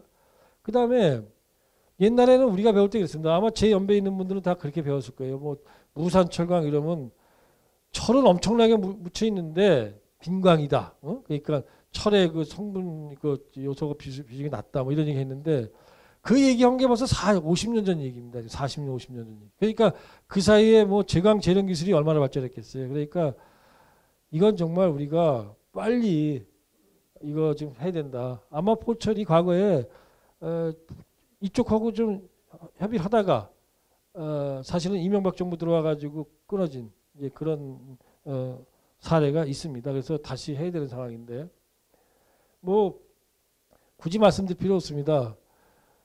참 북한이 못 산다는 게 우리한테 좋은 것도 아니고 또 한편으로 참 아쉽고 그런 일이지만은 북한의 1인당 국민소득이 우리의 실질적으로 40분의 1밖에 안 되는 건 그건 사실이에요. 그러다 보니까 북한 주민들이 그야말로 엄청난 그런 다른 나라에 비하면은 상당한 정도의 어떤 그 뭐 기술 수준도 가지고 있고 그 다음에 근면성도 가지고 있기 때문에 제가 약간 눈이 깜빡깜빡해가지고 아마 촬영하시는데 좀 문제가 될 것 같아서 제가 좀 적어놨어요. 제가 약간 피곤 증세가 있으면은 이렇게 눈꺼풀이 깜빡깜빡해서 좀만 물 한 잔만 주시겠습니까? 자, 지금 북한과 남북 간의 그 1인당 국민소득이 실질적으로 40대 1쯤 차이 납니다. 한국은행에서는 이제 17대 1 이 정도 차이 난다고 얘기를 하죠. 우리가 한 28,000달러쯤 되고 뭐 북한은 요즘 모르겠습니다. 요즘은 뭐 북한이 한 뭐 한국은행이 최근에 추계한 건 모르겠지만 1,100달러, 1,200달러 이렇게 추계할 것 같은데 그러나 그런 한국은행의 추계는 2000년 제가 정부에 있었던 장관 시절에도 1,100달러, 2000년에도 뭐 1,000달러 북한의 1인당 국민소득이 그 잡았는데 그런 게 그거는 북한의 실질적인 국민소득이 아니라 90년부터 우리나라 한국은행이 북한의 국민소득을 계산을 하는데 국민소득을 계산하기 위해서는 그 나라의 물가를 알아야 됩니다. 그러니까 평양의 물가를 알아야 되는데 평양의 물가를 알 길이 없었어요. 그러다 보니까 서울 물가를 갖다가 대입을 했어요. 그러다 보니까 아니 평양은 못 살고 서울은 잘 사니까 물가가 서울이 더 비싸잖아요. 그래서 북한의 한국은행이 내고 있는 국민소득은 실제보다 훨씬 더 부풀려지게 됐습니다. 그래서 사실은 명목소득으로서 이렇게 있는 거지 한국은행은 자기도 밝히고 있어요. 그건 진짜 소득이 아닙니다. 물론 정확히는 모르지만 제가 정부에 있을 때 전문가들한테 부탁을 해서 탈북자들한테 이렇게 인터뷰해서 북한 물가를 계산해서 한 내용을 보면은 아무튼 남북의 차이가 한 40대 1쯤 되지 않을까 이렇게 보고 있습니다, 지금. 그래서 아까 말씀드린 것처럼 뭐 경제력이 80대 1 차이가 나는데 그러니까 쉽게 말하면 전 뭐 경제학자는 아니지만 일단은 임금이 40분의 1밖에 안 된다는 거잖아요, 북한이. 그러니까 북한의 노동력은 뭐 세계적으로 북한이 문맹률이 제일 낮은 나라 중에 하나고 그다음에 우리가 굉장히 근면한데 우리 국민이 북한 사람들이라 해서 뭐 50년 뭐 지난 70년 사회주의 했다고 5,000년 동안 있었던 민족 형질이 바뀐 게 아니거든요. 그 사람들도 근면해요, 사실. 그다음에 조금 교육을 시키면은 잘하는 거예요. 그러니까 개성공단에 들어간 분들이 좀 교육시키니까 잘하니까 그 어려운 환경 속에서도 기업을 하시잖아요. 물론 뭐 참 어렵지만은. 그래서 북한 노동력과 남한의 자본과 기술이 결합된다면 정말 큰 시너지 효과가 있을 거다. 그러면 이루 말할 필요가 없습니다. 어떤 분들은 북한 노동력을 갖다 착취하는 거 아니냐 이렇게 말하는 분도 계시지만 북한은 어차피 지금 노동력과 토지를 갖다가 제공해서 발전을 해야 되는 단계에 있어요. 북한이 갑자기 무슨 뭐 자본이 있고 기술이 있는 거 아니지 않습니까? 그러다 보니까 우리가 공정하게 북한의 노동력과 토지를 우리의 자본과 기술을 잘 결합시켜서 누이 좋고 매부 좋고 그렇게 결합이 돼서 남한의 많은 사람들이 거기서부터 경제적 이익을 얻고 일자리가 생기고 북한도 이익을 얻는다면 그러면 결과적으로 남북이 대결을 하고 싶어도 못하는 거 아닙니까? 또 대결하고자 하는 욕망도 점점 적어지는 거고 바로 그런 점에서 북한의 노동력과 남한의 자본기술의 협력은 대단히 중요하다. 왜 이 말씀을 드리냐면요. 이게 뭐냐면 중국 도문 조선공업원이라고 써 있잖아요. 지난 8월 달에 여기 갔을 때 찍은 사진이에요. 희미한 사진이지만 도문이라고 아시죠? 그러니까 그 연변 조선족 자치주의에서 두만강을 끼고 북한의 남양이라는 조그만 이 도시의 맞은편에 있는 중국의 도시가 도문이에요. 여러분이 연변 가시면은 연길 가가지고 두만강 보러 간다고 버스 타거나 택시 타고 가시면은 가가지고 보시는 데가 도문이야. 그 도문에 가면은 중국 이대 조선공업원이라는 게 있어요. 그러니까 거기 경제개발관에 이게 있는데 여기에 북한 노동자들이 나와서 일을 해요. 작년에 갔을 때 1,500명. 아니 작년에 제가 갔을 때는 600명이라 그랬는데 그때는 1,500명이 됐다고 그래요. 근데 작년에는 1,500명이었는데 올해 가서 다시 물어보니까 북한 노동자가 3,000명으로 늘었대요. 한 달 월급이 이건 제가 거기 국장한테 들은 얘기입니다. 한 달 월급이 1,500위안. 우리 돈으로 한 30만 원 가까이 되는 거잖아요. 그러면 달러는 얼마입니까? 280달러, 90달러 되겠죠? 지금 개성공단의 월급을 지금 72달러인가에서 75달러로 올리는 것 때문에 막 한참 신기하다 올렸잖아요. 물론 개성공단에 여러 가지 제반 비용을 하면은 뭐 한 120달러 이렇게 된다는데요. 그러나 그거에 한 2.5배 되는. 그러니까 북한의 노동자들이 중국에 가가지고 그러니까 여기 가가지고 기숙하고 밥 먹는 거는 다 해주고 그거 말고 월급이 1,500위안이라고 그래요. 이렇게 나와 있는 북한 노동자들이나 보통 호텔 같은 데 나와 있는 사람들 이런 사람들이 수만 명이라는 건 다 알고 계시잖아요. 그러면은 중국의 기업들이 지금 중국과 북한 사이에는 지금 임금 격차가 지금 10대 1 정도 됩니다. 그러니까 중국의 기업들도 북한의 노동력에 관심을 갖는 거란 말이죠. 그러니까 이 사람들이 이렇게 북한 노동력을 끌어내든지 아니면 북한에 직접 들어가서 하는 기업도 있어요. 많지는 않지만. 또 북한이 아직까지 그런 시장 경제가 잘 안 되니까 어떤 걸 하냐면은 북한도 지금은 이제 아까 안병민 박사님 보여드린 것처럼 굉장히 시장 경제가 아주 많이 확산됐습니다. 그러니까 그런 시장 논리에 의해 가지고 이렇게 하는 거예요. 물건 어떤 그 섬유 제품을 만든다면은 그 원료와 기계를 줘. 그 다음에 북한에 공장에다 대주면서 너희들이 이걸 가지고 이건데 납기 30일을 마치면은 뭐 100원을 주겠다. 이걸 만약에 하루 열흘 일찍 끝나면 120원 준다. 근데 만약에 납기를 못 마치면은 80원 준다. 도급을 준 거예요. 그랬더니 그게 제일 편하다는 거지. 왜?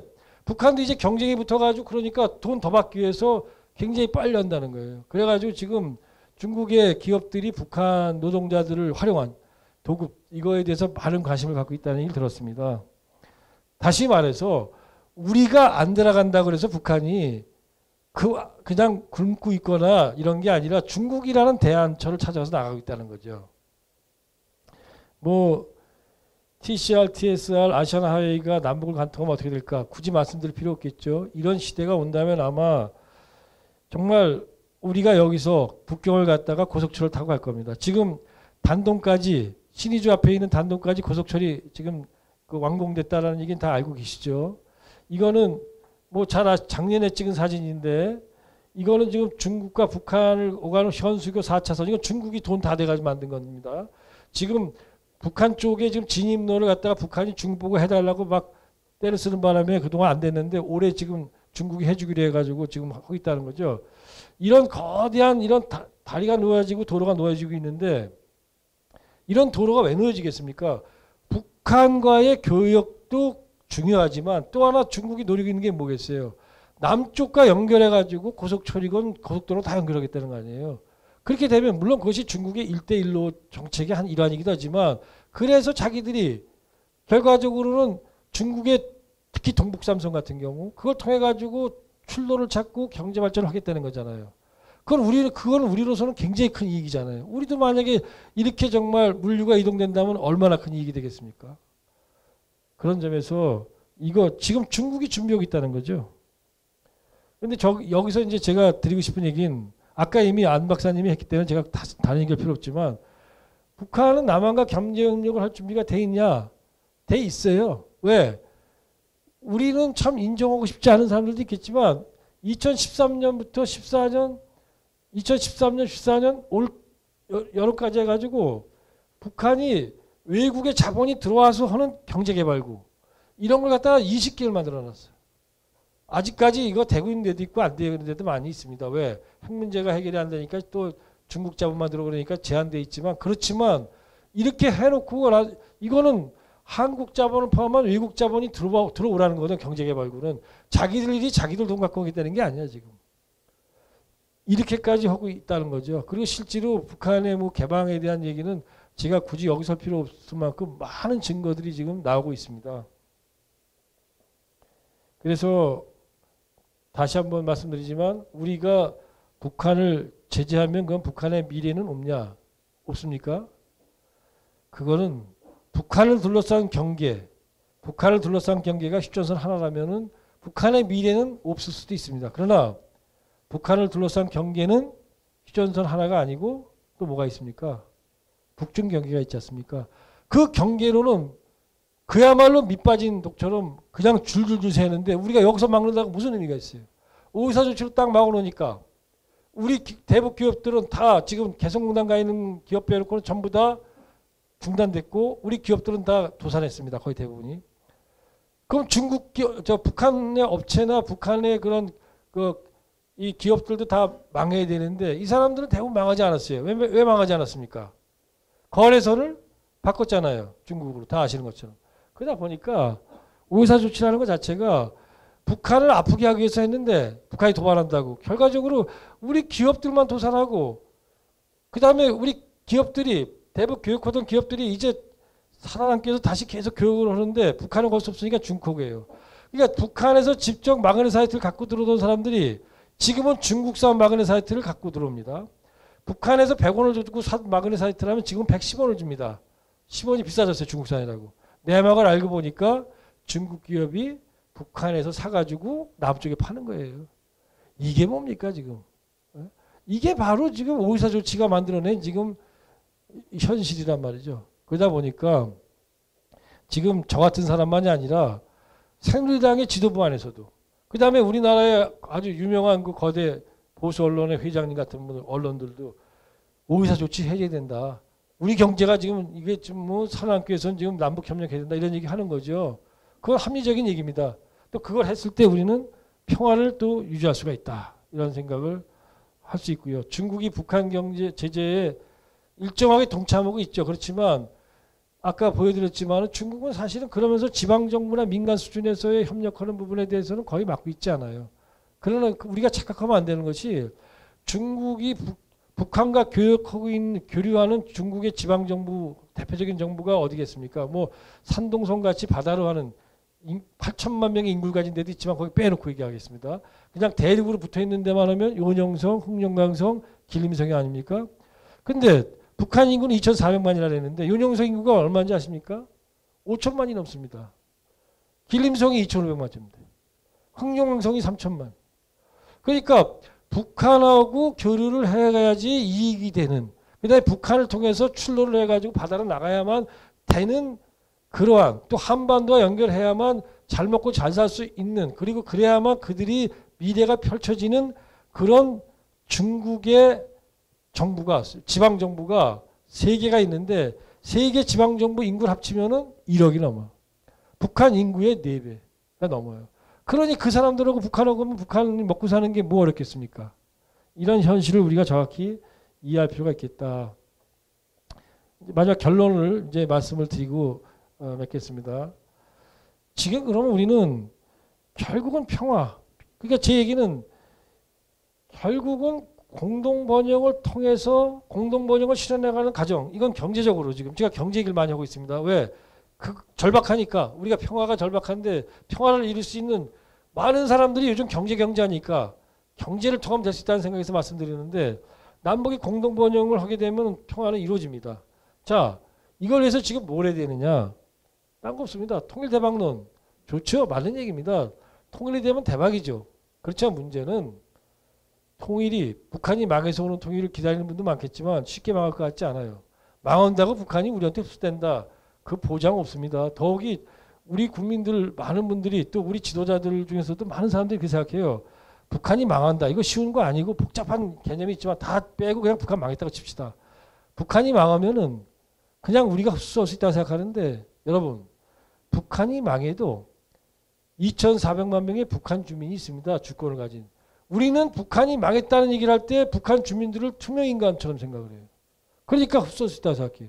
북한이 망해도 2,400만 명의 북한 주민이 있고, 북한이 망해도 110만 명의 북한 군대가 있고, 북한 군대가 해산됐다 하더라도 110만 정의 최소한 총이 있잖아요. 다시 말해서 북한 주민이나 그 안에서 서로 치고받고 싸우는 그 권력자들이 아유 그래도 남쪽이야, 남한하고 협력해야 되지, 이런 의존적인 생각이나 믿음을 갖지 않은 한은 북한이 망했다. 그래서 우리가 하루 그 다음날 망했어, 이제 접수로 들어가야 되지. 그리고 우리 군대가, 또 주한미군이 휴전선을 넘어서 한 발짝을 옮겼다. 그럼 그 다음에 일어나는 게 뭡니까? 전쟁입니다. 그거 안 되는 겁니다. 왜 우리는 북한 주민들이 북한이 망해도 북한 주민들이 있다는 걸 생각 못해요. 못하는 이유는 딱 하나입니다. 동독의 붕괴. 동독의 붕괴가 서독의 흡수로 이루어졌다 이렇게 생각하는데, 그건 역사의 일이야. 유사일에 딱 한 번 있는 일입니다. 그 일이 한반도에서 벌어지기에는 북한은 동독 붕괴를 보고 많은 교훈을 얻었고, 또 북한과 동독이 다르잖아요. 또 한반도 현실과 동서독 현실이 다르고, 또 하나 동독이 그럴 수 있었던 거는 동독 사람들이 서독 사람들에 대해서 어땠어요? 적개심을 갖고 있지 않았잖아요. 다시 말해서 적대감을 갖고 있지 않았단 말이죠. 의심을 하지 않았어요. 그러나 지금같이 남북이 대결 상황에서는 그렇겠습니까? 만약에 북한이 망했다, 북한 사람들이 남쪽으로 가면은 2등 국민 되지, 우리 차별받고 살 거야, 당연하잖아요. 안 가죠. 그러면은 그래 우리 도와주세요 하면은 사심 없이 도와줄 나라가 하나 있잖아요. 북한에 대해서. 그게 누굽니까? 중국이, 북한이 차이지 정권이 위험해지는 것을 제일 싫어하는 나라가 중국인데 왜 안 도와주겠어요? 그러다 보니까 오히려 북한이 망했다고 전제했을 때, 뭐 제가 이랬습니다. 이거 망한다는 건 쉬운 게 아닙니다. 그러나 망했다고 전제했을 때 그나마 흡수 통일할 수 있는 길은 유일하게 딱 하나다. 남북이 경제협력이 이루어지고 막 서로 뭔가 경제적으로 공동체가 되고 의존되는 그런 상황이 발생하는 과정 속에서 서로 협력하고 대화하는 과정에서 북한이 망한다면 그때는 그래도 남쪽이지라는 소리가 나오죠. 그러나 대결 상황에서 망하면 안 오죠. 그러니까 정말 흡수 통일을 원하는 사람들은 지금 남북 화해협력을 해야 됩니다. 근데 이 사람들은 엉뚱하게 안 하죠. 그러니까 흡수 통일이 안 됩니다. 그런 점에서 통일 대박론이 북한이 망해서 흡수한다는 걸 전제로 하지 않는다면 길은 하나입니다. 점진적으로 남북이 협력해가면서 하는 통일밖에 없죠. 그래서 우리는 박근혜 정부한테 물어야 돼요. 통일 대박론 맞다. 근데 박 대통령께서 대답을 안 하십니다. 나는 통일 대박론을 어떻게 해서 실현하겠습니다. 대답 안 하잖아요. 통일은 얘기하는데. 통일이라는 말이 그렇게 많이 오가고 있지만 도대체 무슨 통일? 어떻게 할 거야? How to? 어떻게 통일을 이룰 건가라는 방법론을 물어봐야 됩니다. 어떻게 통일을 이룰 것인가. 이 방법론을 묻는 것이 바로 집권자의 통일 대박론이 아니라 시민의 통일 대박이 되는 거다. 통일은 엘도라도가 아닙니다. 갑자기 우리가 비행기 티켓 타고 티켓 사가지고 가가지고 비행기 안에서 내려가지고 쫙 문 열고 나서니까 황금광산이 쫙 있어. 저거다. 이런 통일 없습니다. 우리가 함께 노력하고 적대성을 완화하고 협력하고 하는 과정에서 만들어진 거 보니까 이게 황금인 거죠. 그래서 이런 how to를 묻는 통일 대박. 통일 대박은 맞다. 그러나 how to. 그렇다면 우리는 지금 남북이 대화하고 화해협력하는 쪽으로 갈 수밖에 없다. 왜? 대박이라니까. 그 대박을 위해서 우리가 웬만한 건 참아야 될 거 아니겠습니까? 대박이라면. 이런 거고요. 그리고 남북관계를 너무 정치안보적 시각에서 보지 말고 그 다음에 너무 그래요. 의사조치 해제하면 북한에게 무슨 이익이 있는데요. 이런 질문을 던진 사람들이 많습니다. 그런 질문은 너무 어리석죠. 의사조치를 해제하는 건 북한에게 무슨 이익을 주기 위해서가 아니라 우리가 이익을 얻기 위해서 하는 거 아닙니까? 즉 우리가 남북관계에서 무엇을 얻을 것인가라는 나를 중심으로 남북관계를 봐야 되는데 북한을 중심으로 봐요. 북한에게 어떤 이익이 있는가. 그러다 보니까 중심이 나한테 있지 않습니다. 가장 위험한 생각. 그러다 보니까 남북관계를 항상 북한의 도발 위험성만 생각하지 그들을 어떻게 하면은 관리하고 어떻게 하면 그야말로 설득을 해가지고 힘들지만은 우리가 원하는 미래를 창출할 것이다. 이런 적극적인 생각을 못하게 되는 거죠. 그래서 마지막 이제 드릴 말씀은 결국은 생활 속의 남북관계. 즉 이제는 주민들한테 남북관계가 우리 삶이에요. 다시 말해서 남북이 협력되면 일자리가 많이 생겨요. 그래야지 우리 젊은이들 일자리도 많이 생기고 우리가 뭐 여기서 서울에서 신의주까지 해가지고 베이징으로 이어지는 고속철을 깐다. 돈 많이 들 겁니다. 우리가 깔아줘요. 그러면 이거 통일 비용 많이 들어서 어떻게 해요?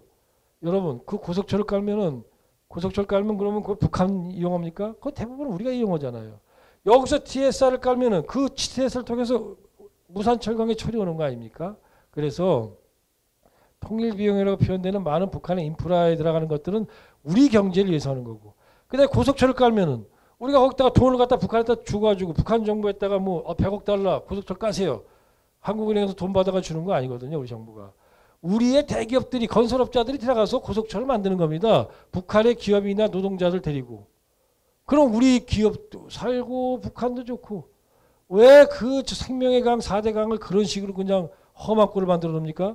저기 가서 저거 했으면은 그런 북한 인프라에 가서 건설하고 했으면 정말 누이 좋고 매부 좋고 민족 사업했다. 우리 경제 좋아졌다 이런 얘기 들을 텐데 그런 찬스가 있어요. 그러니까 우리 대기업 건설 회사들도 미래 하나의 그 나름대로 블루칩을 갖고 있는 거예요. 남북협력. 바로 이런 점에서 국민한테 말씀하셔요. 하다못해 백수로 있는 그런 대학생들 북한에 그러면 그러죠. 북한이 요즘 사회복지가 너무 안 돼서 각 시군에다가 사회복지사 한 명씩 보내겠다. 300명 보낸다.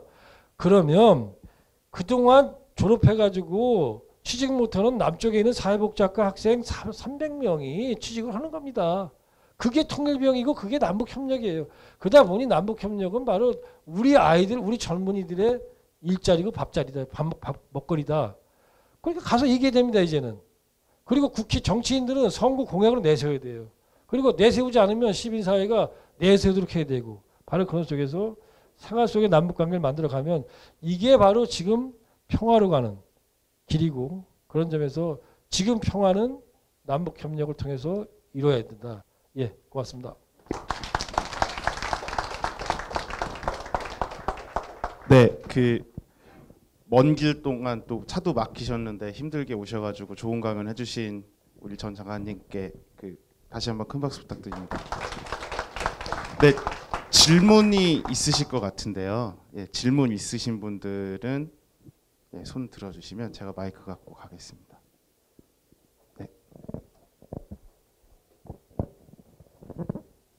네. 성남에서 여기까지 오셔서 강의해 너무 감사드립니다. 이제 오늘 강의하신 내용을 좀 정리해 보면 뭐 다 정리는 안 되겠지만 북한 경제가 이제 요 근래에 연 5%의 경제 성장을 하고 있고, 그리고 이제 돈을 많이 번 돈주들도 있고 여러 가지 발전의 모습은 보이고 있고, 근데 경제 성장률 5%를 하고 있고, 이런 부분들은 긍정적인 부분인데, 사실은 이제 또 속내를 알아보면 강론적인 얘기가 될지 모르겠지만 평양에 거주하고 있지 않는 일반 보통 북한 주민들은 굉장히 지금도 아직 열악한 환경에서 살고 있을 거라는 생각이 충분히 가능하거든요. 이제 저희가 이제 실례로 이제 개성공단에 근무하고 있는 어떤 그런 근무자들의 얘기를 좀 이렇게 뭐 들어보고 하게 되면 그런 좀 입소문들을 들을 수 있거든요. 상당히 뭐 개선 같은 경우에도 사실 하루에 1시간도 채 전력 공급이 안 되고 있다라든가, 그렇기 때문에 뭐 냉장고를 사용할 수가 없다. 냉장고가 있지만 전력 공급이 안 돼서 사용할 수 없다. 집에 발전기가 있는 사람은 혹시 냉장고를 사용할 수 있을지 모르지만, 이렇게 극과 극, 그다음 우리 이런 자본주의 국가를 더 넘어서는 공산주의 국가 내에서의 어떤 빈부의 격차가 갈수록 벌어지고 있는 이런 세태가 앞으로의 어떤 가는 과정에 있어서 어떤 걸림돌이라든가 어떤 문제의 소지가 분명히 있을 거라고 생각이 드는데, 거기에 대한 좀 견해가 있으면 한 말씀 주시면 감사하겠습니다. 예, 아주 중요한 지적이신데요. 북한이 지금 이제 시장 경제 개방을 나가고 있습니다. 그런데 돌이켜 보시면은 지난 한 20년 동안 우리 한국 사회에서 학계에서도 그랬고 언론계에서도 그랬고 사실은 북한은 절대 개방하지 않을 거라는 그런 강고한 입장들이 있었어요. 그런데 북한이 보니까 변화하니까 지금은 늘 그런 입장들을 이제 철회를 했지만, 우리 생각이 사실은 북한이 변한 가장 큰 이유는 그들이 뭐 의지가 강해서 지도부가 변화하기보다는 먹고 살 게 없으니까 그 시장 경제에 나가야만 먹고 사는 거죠. 그런 나름대로 구조적 제약 조건을 뚫고 나가기 위해서 지도부는 결단을 해요. 북한의 지도부가 우리는 미치광이다 이렇게 생각해버리면 그런 게 안 되지만, 그들도 그들의 인민을 먹여 살려야 되는 책임을 갖고 있기 때문에 그걸 나가는 거죠. 그러다 보니까 과거 제가 20년 전에 북한이 개방을 나갈 거다 할 때는 믿는 사람들이 거의 별로 없었어요. 뭐 물론 젊은 학자들은 이제 그런 얘기들을 많이 했지만은, 그러나 지금은 거의 대부분 그거 다 이제는 받아들인단 말이죠. 그런 식으로 북한이 점점 개방으로 나가고 경제가 시장화되는 거는 필연적인 추세인데, 그런 과정 속에서 말씀하신 것처럼 도시와 지방 사이의 격차가 더 심화되고 빈부격차가 발생을 했습니다. 그러나 한편으로 빈부격차가 발생했다는 것은 저 사회가 이른바 껍데기는 사회주의라고 얘기하지만 이미 자본주의적인 성향을 갖고 있다 뜻이고, 그 얘기는 저 사회가 보다 건전한 시장 경제가 되길 바라지만 우리와 적대적인 경제 체제가 이제는 적대적인 게 아니라 우리랑 비슷한 체제로 간다는 면에서 사실은 우리가 원했던 것 중에 하나예요. 다만 그것이 제대로 갔으면 좋겠다라는 얘기를 하는 것이죠.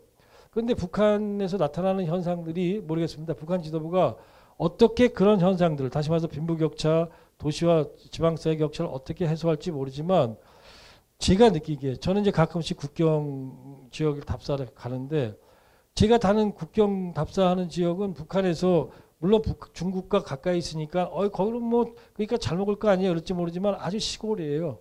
그런 곳을 쭉 가다가 관찰해 보면은 사실 생활 같은 게 이제 옛날하고는 정말 다르더라고요. 딴 거보다 2010년 이전에는 자전거도 없었는데 다 그냥 뭐 한 2000년대 초반에는 정말 남부 여대하고 정말 거의 죽음의 행진 걸어가도, 지금은 뭐 다 자전거 타고 다니는데 우리나라처럼 아기를 갖다 앞에다가 이렇게 앉혀가지고 타는 사람 그래서 그 사진을 아주 굉장히 정밀한 걸로 찍어서 제가 한번 보여준 적도 있었어요. 그래서 차이는 있지만은 그렇게 뭐 굶어 죽고 뭐 또는 뭐 아주 극빈적이고 이런 거는 아닌 것 같다. 다만 시간이 걸릴 겁니다. 차이를 줄이는데. 최근에 며칠 전에 제가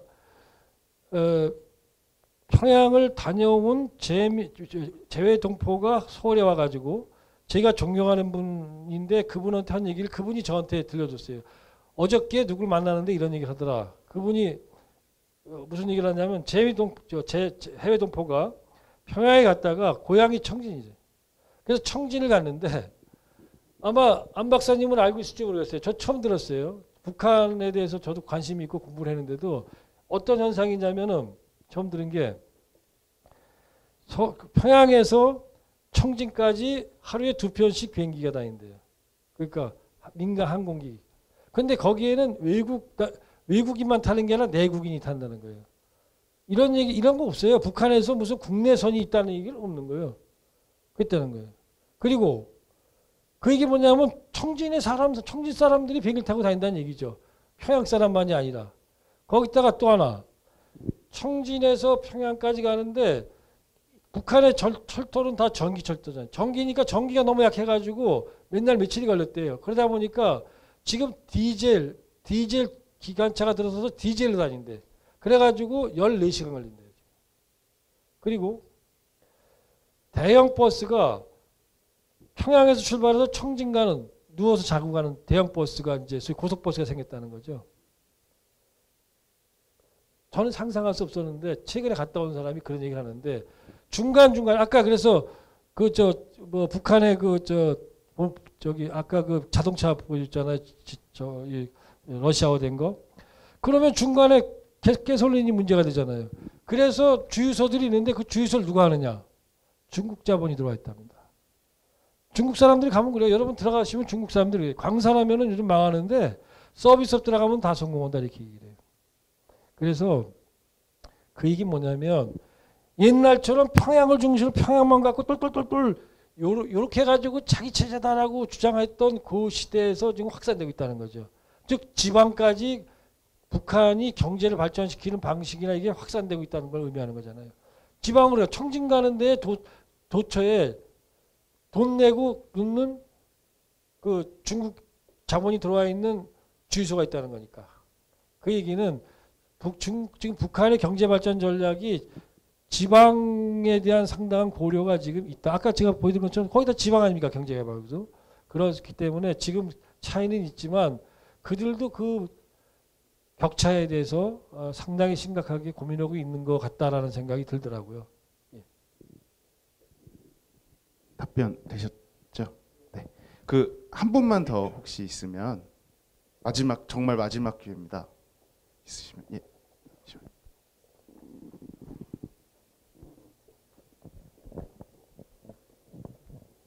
두 가지만 여쭤보겠습니다. 잡았으니까요. 네. 남북 이산 가족이 조만간 이제 상봉하게 될 텐데요. 그것이 계기가 돼서 남북 관계가 물론 이제 5.24 조치 해제를 전제로 한 건 아니겠습니다만 상당한 진전이 있을 거로 보는데 실제로 장관님께서 바라보는 앞으로 남북 관계가 어떻게 될지에 대해 어떻게 전망하시는지 궁금하고요. 두 번째로 인천에 오셨으니까 저희가 얼마 전에 저희 인천 평화목지라는 단체에서 연평도의 남북 공동 어뢰구역 탐방단을 1박 2일로 갔다 왔습니다.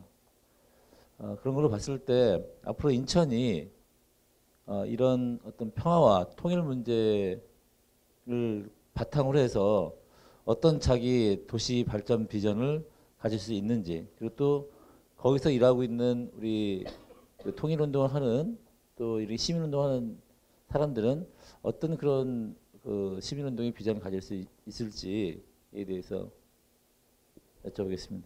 예, 먼저 남북 관계에 대해서는 뭐 모르겠습니다.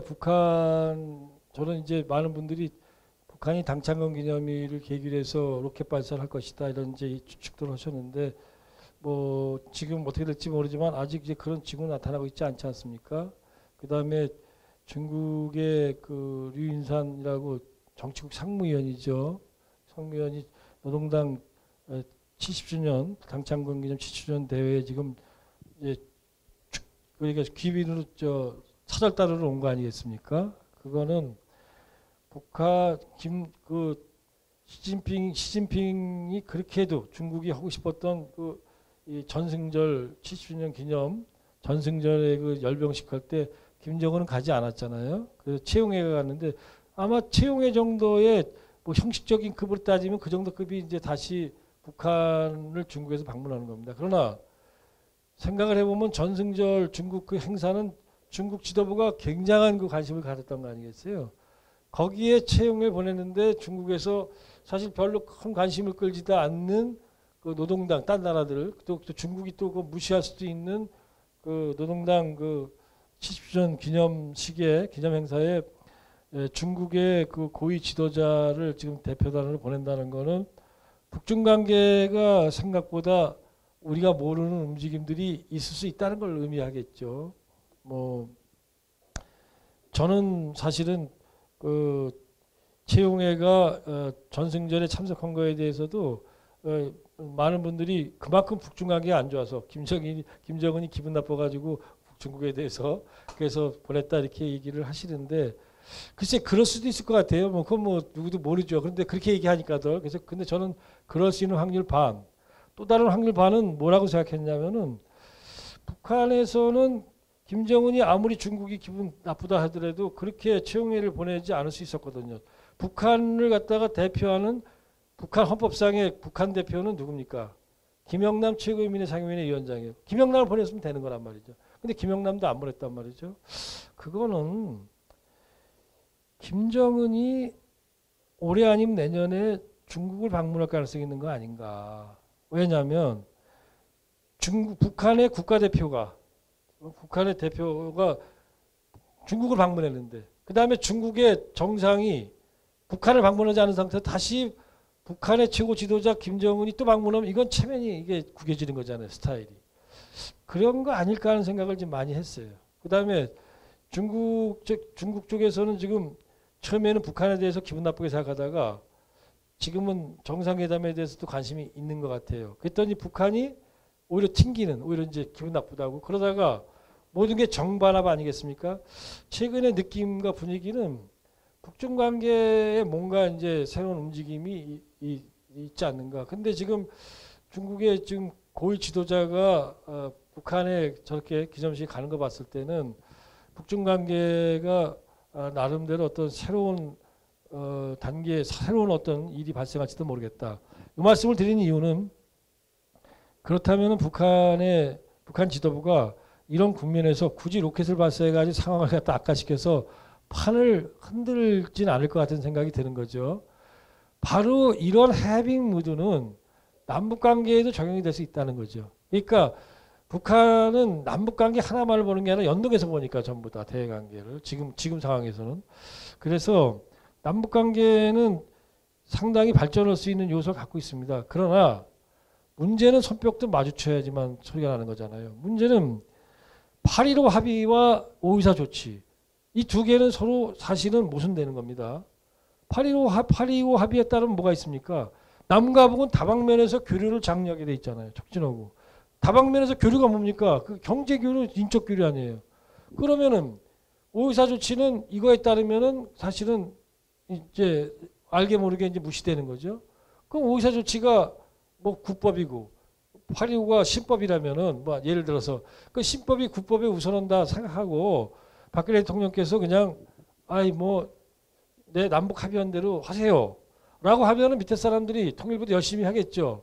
근데 지금 그게 아닌 것 같아요. 보면 아니 통일부 장관이 아니 뭘 아이 8.25 합의 우리 열심히 지켜야 합니다. 이렇게 말하는 게 아니라 국회에 가면은 5.24 조치 해제하려면 뭐 북한이 성의를 보여야 되고 이렇게 얘기를 하니까 사실은 남북 관계가 정말 좋아질지 안 좋아질지는 제가 여기서 답할 수 없고 그거는 대통령께 여쭤봐야 되고 또 이 정부에 물어봐야 됩니다. 왜냐하면 사실은 우리 정부의 의지가 상당히 많이 지금 관여되어 있고 우리 정부가 5.24 조치 문제와 8.25 합의 문제의 두 관계를 어떻게 설정하느냐에 따라 달라지는데 지금은 5.24 조치를 오히려 8.25 합의에 8.25 합의를 5.24 조치가 구속하고 있는 것처럼 얘기를 한단 말이죠. 그렇다면 남북관계는 크게 발전하기 어려울 것이다. 그 점에서 요 점들에 대해서 관심을 갖고 또 한편으로 시민사회가 의사조치 해제가 필요하다면 요구해야 됩니다. 8.2 합의 뭐냐라고 얘기를 해야겠죠. 마지막으로 제가 이걸 보여드리면서 자세하게 말씀은 안 드렸습니다만은 여러분 송영길 시장 때도 뭐 남북 정말 그 이 인천이 NLL 거기다가 지금 DMZ까지 해가지고 정말 남북 그 접경을 갖다 얼마나 많이 갖고 있어요. 그러다 보니까 남북 관계에 대해서 너무 관심이 많고 또 이걸 통해서 이게 도전의 요인 아닙니까? 지금 대결이라는 도전적 상황이지만 항상 약한 고리를 강한 고리를 만들 때 우리 발전이 있다고 이 도전적 요소들을 기회적 요소로 바꾸는 것. 이게 뭐냐면 대결의 바다를 평화의 바다로 만드는 거잖아요. 지금 여러분 상상이 가실지 모르지만 15번의 경제특구 이름이 뭐냐면은 15번입니다. 15번이 강령국제녹색개발 시범구야. 이거는 지방 단위가 아니라 원래는 지방 단위로 나왔는데 중앙정부에서 관장하고 있어요. 여러분 강령군이 어딘지 아시죠?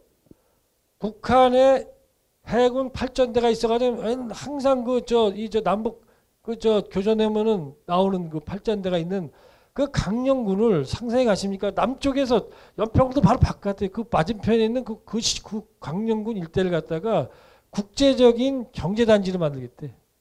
교류단지를 만들겠대요. 그거는 남북한 간의 대화 없이 협력 없이는 안 되는 거고 인천시와 협력하지 않으면 안 되는 거예요. 근데 북한이 이거 프로젝트로 내놨어요. 그 얘기는 뭐냐면 사실은 우리가 저런 걸 건수를 해가지고 그걸 한번 해보자. 저거 하려면 어떻게 돼야 됩니까? NLL에 대해서 대결 상태가 돼서는 안 되죠. 저 강령군은 NLL에서 대결이 되는 상황에서는 저기에 무슨 배가 오고 저기에 무슨 비행장이 들었을 수 있습니까? 안 되잖아요. 그걸 빤히 알고 있는 북한이 저기다 저걸 만들었단 말이에요. 그러면 그걸 끌어내야지. 그래, 너 이거 해. 좋아. 그러면 평화의 바다 만들어. 공동으로 그렇게 할 수 있단 말이에요. 여러분들이 강령 여기 경제개발구를 갖다가 연구를 많이 하셔서 요구하세요. 인천에다도 요구하시고 정부에다도 야 이렇게 나오는데 그럼 지금 북한하고 여기 할 수 있는 거 아니냐. 옛날에 14선언 때 했던 토해 평화협력 특별지대 그건 지금 북한이 결과적으로 안 오고는 강령 그 경제개발을 발전 못 시키니까 할 수 있는 거 아니냐. 이렇게 주장하면서 이걸 가지고 의제화시키면은 제가 볼 때는 의외로 좋은 그런 성과도 있을 것이고 또 한편으로 정부도 그래가지고 만약에 NLL이 평화의 바다가 된다면 왜 그걸 마다하겠습니까? NLL이 평화로워지면 그건 박근혜 정부의 성과인데 그렇지 않습니까? 그러니까 그런 걸 생각하시고 한번 아이디어를 내면 어떨까 그런 생각을 해봤습니다. 네, 그 긴 시간 동안 강연에 질의응답까지 해주신 이종석 전 통일부 장관님께 다시 한번 큰 박수 부탁드립니다. 예, 고맙습니다.